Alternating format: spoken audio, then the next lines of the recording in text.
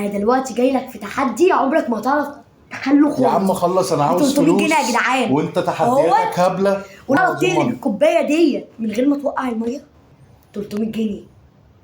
اقلب الكوبايه دي من غير ما اوقع ميه خالص. ولو ما وقعتش ميه 300 جنيه هاخد دول. هتاخد دول دلوقتي اهو في ودانك. ما تروحش بقى تعيط وتشتكي لابوك لا خد مني. بص هدهم لك. ماشي يا عم، مالكش دعوه بقى انا هعمل ايه. حاضر، انا بقول لك ال 300 جنيه اهوت. اهم حاجه الميه ما تقعش. اهم حاجه عندي 300 جنيه اهو قدامك. استنى بقى كده،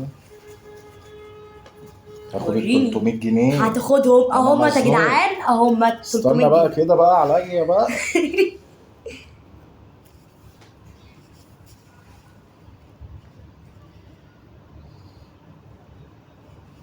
لا مش كده.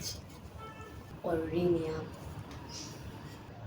مش عارف انا في ايه. مالكش دعوه بقى، ما ايه تلخبطنيش.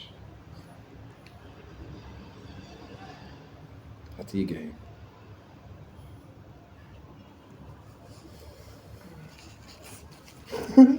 ايه ده بقى؟ لا ما تجيش جنب. مش هلبس. ما تجيش جنب حاجه. انا خايف منك، ال 300 جنيه دولت شقى عمري.